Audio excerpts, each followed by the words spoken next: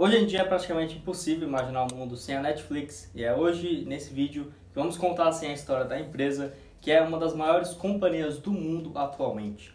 Se eu pegar o valor de mercado dela, está algo próximo de 223 bilhões de dólares. Mas antes de começarmos, já aproveito aqui para deixar seu like e também se inscrever no canal para continuar recebendo mais histórias bem inspiradoras como essa que vamos contar hoje da Netflix. Bom, a Netflix que foi fundada pelo Scott Valley lá na Califórnia em 1997. E assim, os dois responsáveis pela criação delas foi no caso do Reed Hastings e do Mark Randolph, ambos americanos, que os dois já tinham uma certa experiência nessa área, porque já havia trabalhado, e um desses, que foi no caso do Mark, que ele já tinha criado uma startup antes, que o nome dela era a Onyx, que foi fundada lá em 1991 e vendida em 1996.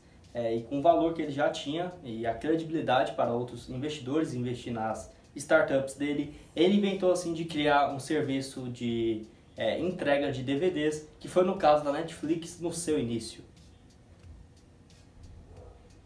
Já o Randolph, que é o outro fundador, ele que já era mais especialista nessa área de vendas, e cursou publicidade e propaganda. Então assim, juntou o útil ao agradável, né? Um que trabalhava nessa área de tech, já tinha uma certa experiência, e o outro de propaganda e marketing, que assim, foi o pilar da Netflix no seu começo e é até hoje. E uma curiosidade, o Randolph, que ele começou trabalhando lá na Micro Warehouse, que foi a startup fundada pelo seu amigo, e assim, ele chegou a ser vice-presidente da companhia, e quando foi vendido eles pensaram em montar algo juntos. Bom, a história que todo mundo conta que a Netflix surgiu foi de que um dos fundadores, quando foi devolver um filme que ele tinha alugado, tinha que pagar mais de 40 dólares para devolver, porque tinha deixado alguns dias sem devolver e por conta do atraso. Mas, na verdade, isso não tem nada a ver, tipo, isso realmente não aconteceu, mas ele ilustrou muito bem o que acontecia naquela época, já que várias pessoas tinham esse problema de devolução e tinham que pagar multas excessivamente caras. O primeiro CEO foi no caso do Randolph, e ele que queria, assim, criar um serviço pela internet que as pessoas podiam pedir fitas VHS, mas o problema é que isso era muito caro e não era fácil a distribuição. Naquela época, em meados de 1997, 98, estava surgindo o DVD, e eles viram como uma boa oportunidade para as pessoas assim, entravam no site, que já era Netflix, e alugava os filmes que chegavam via Correios. E tinha ali um prazo, o Correios pagava, passava na sua casa para recolher esse CD, e assim, e você poderia alugar vários logo em sequência.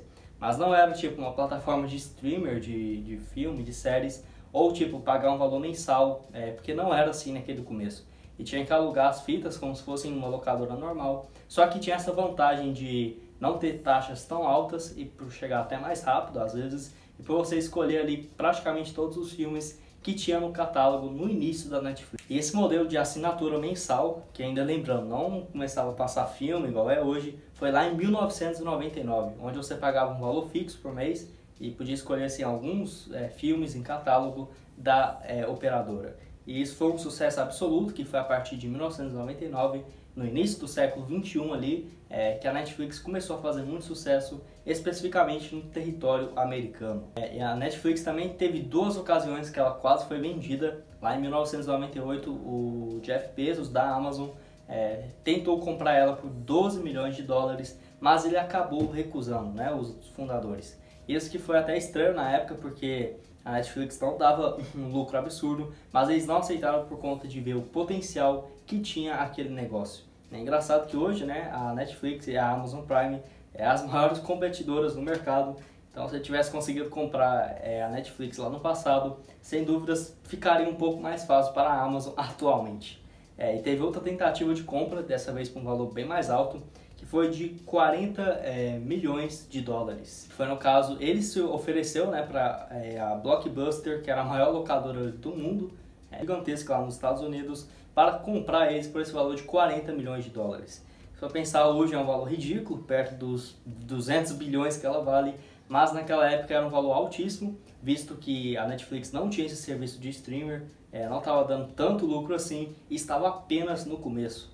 Mas essa locadora que deu um erro gigantesco, porque apesar de não ter comprado e né, ter aproveitado o crescimento que ela teria, possivelmente, ainda perdeu espaço porque ela virou sua maior concorrente praticamente do dia para a noite. Naquele mesmo ano, já no início de 2000, ela mudou o seu logo, que antes era Netflix, tipo um fundo branco e roxo, e mudou para o símbolo vermelho, que assim, era até 2017, antes deles colocar um fundo mais preto, igual esse que está aparecendo aqui na tela agora.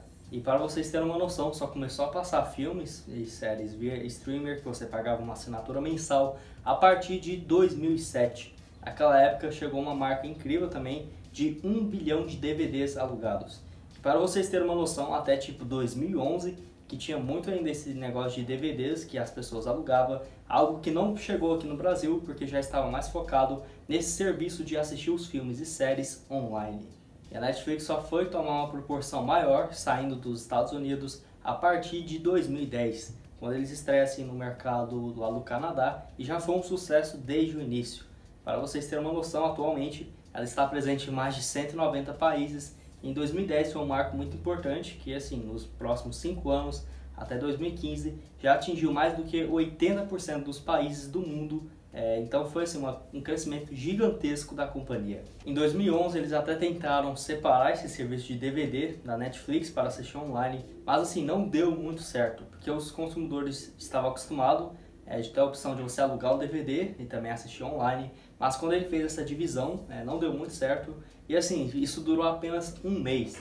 Até o próprio CEO naquela época assumiu que foi um erro gigantesco, e a Netflix acabou perdendo algumas assinaturas, porque muitos só queriam, por exemplo, o DVD, e não queriam assistir online, mas para ter esse serviço tinha que alugar os dois. A partir de 2013 eles começaram a produzir mais conteúdos exclusivos, que praticamente ali 40% do conteúdo da Netflix hoje tem muita produção própria, mas o primeiro foi lá em 2013 com o Lilyhammer, que lá naquela época contava a história de um mafioso que ficou isolado em uma pequena cidade na Noruega, e o nome da série foi House of Cards, que foi um sucesso gigantesco na Netflix, e eu nem sabia que ela era tão antiga assim, né? E logo a primeira produção da Netflix foi um sucesso, que eles gastaram mais do que 100 milhões de dólares para fazer assim 2 temporadas de 13 episódios cada. E a Netflix desde então foi focando ainda mais em serviços próprios criados pela companhia, que hoje é gigantesco isso, e deixou muitos fãs do cinema revoltados.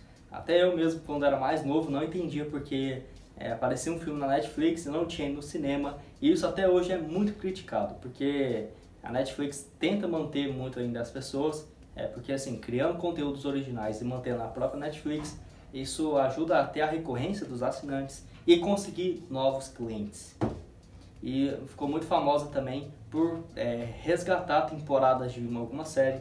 Por exemplo, sei lá, uma outra companhia fazia 2 temporadas e não estava tendo um resultado muito bacana, cancelava. A Netflix pegava os direitos autorais dela e dava assim uma continuação, que fez com 3 temporadas de The Kinder, The Gilmore Girls, e assim, outras várias que começou também a partir de 2013 em diante. A partir de 2016 também teve um marco importante, porque a companhia disponibilizou fazer o download dos filmes. Então você poderia baixar no computador ou no próprio celular para assistir mais tarde, que foi um grande salto.